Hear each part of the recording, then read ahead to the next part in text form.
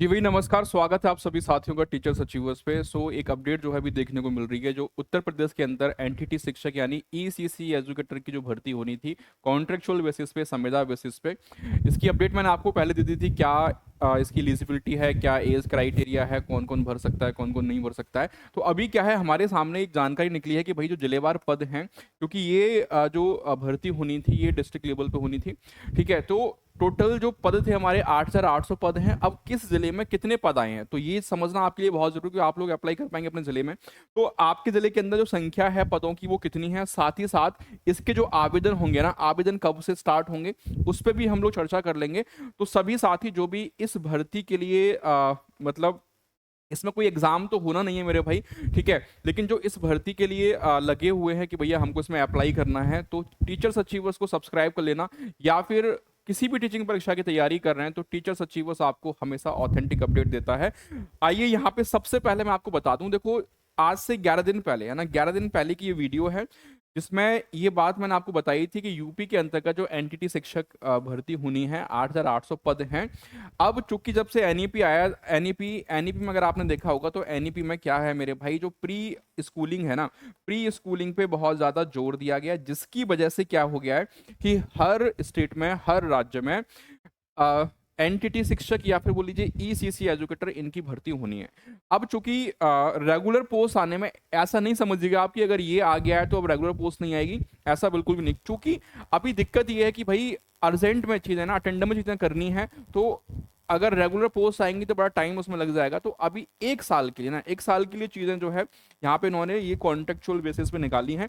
इसमें सारी मैंने आपको बात बता रखी थी कि आयु सीमा 40 वर्ष रखी गई है।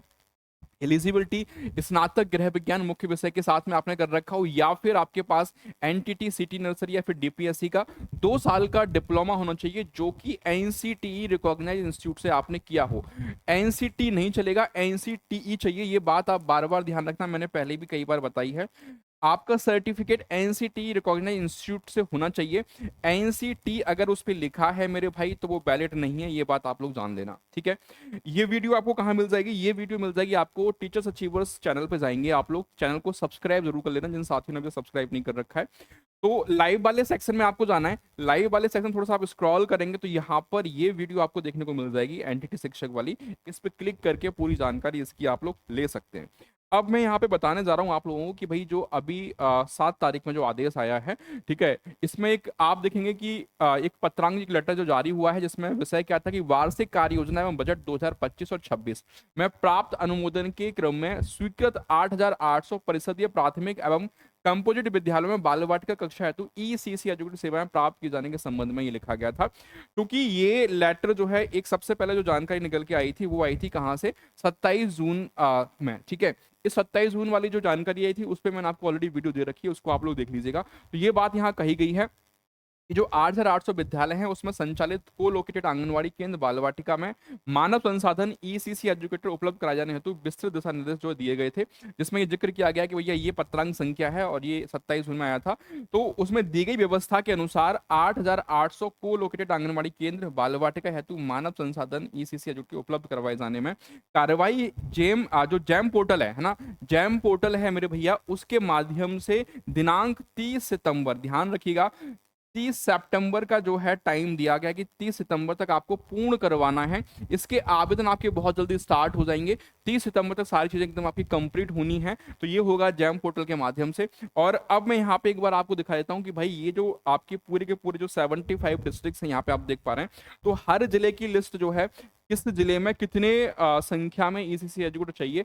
आगरा में 160 है, अलीगढ़ में 130, अम्बेडकर नगर 90 है, अमेठी 130, अमरोहा 70, औरैया 80 है, आजमगढ़ में मैं देख पा रहा हूँ भाई अभी तक का जो डेटा है यहाँ पर सबसे ज्यादा तो नहीं कहूंगा लेकिन दो जगह 220 हैं। देखो एक यहाँ पे है, जालौन में है, तो आजमगढ़ में 220 है, बागपत में 60, बहराइच में 140 है, बलिया में 180, बलरामपुर में 100, बांदा 90, बाराबंकी 160, बरेली में 160 है, बस्ती में 155 है, भदोही में 70 है, बिजनौर 120।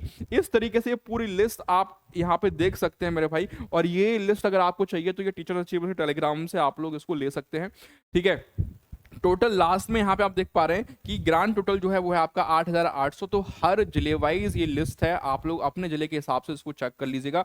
सैलरी वगैरह कितनी है, 10,000 के आसपास इसमें आपको जो है 10,300 के आसपास जो है मानदेय मिलेगा। वो पूरी जानकारी कहाँ मिलेगी आपको, वो पूरी जानकारी मिलेगी इस वाली वीडियो में। इस वाली वीडियो में जाके आप पूरी जानकारी ले सकते हैं, कितनी सैलरी है, क्या एलिजिबिलिटी है, क्या योग्यता वगैरह सब चीज़ें रखी गई हैं, कौन कौन भर सकता है, कौन कौन नहीं भर सकता है। साथ ही साथ मेरे भाई अब बात अगर मैं करूं यहाँ पे कि आवेदन वाली, क्योंकि ये सारा प्रोसेस ही आपका 30 सितंबर तक पूरा होना है। 30 सितंबर तक सारा प्रोसेस पूरा होना है, तो 30 सितंबर से पहले पहले ये सारी चीज़ें निपटा ली जाएंगी, आवेदन आपके बहुत जल्दी स्टार्ट हो जाएंगे। और बेसिकली देखो, अगर ये बात की जाए कि भैया आवेदन आपको कहाँ करना है इसका, है ना, आवेदन कहाँ से होंगे, तो देखो अभी क्या है, ज़्यादातर जितने भी ये संविदा वाली भर्ती होती हैं, तो ये सेवा योजना पोर्टल है, ठीक है, वो मैं अभी आपको बता दूंगा, उसके माध्यम से होगा। बाकी देखते हैं, जैसे कोई अपडेट आएगा तो मैं आपको यहाँ पे इन्फॉर्म कर दूंगा वीडियो के माध्यम से। तो चैनल को सब्सक्राइब करके रखिएगा, ताकि इस भर्ती से जुड़ी जो भी जानकारी आएगी वो आपके सामने टाइम से मिल सके। कोई डाउट अगर आपका बचता है रिलेटेड तो कमेंट करके पूछेगा, और मिलेंगे आपसे अगली अपडेट के साथ। तब तक अपना ध्यान रखिए। Thank you so much.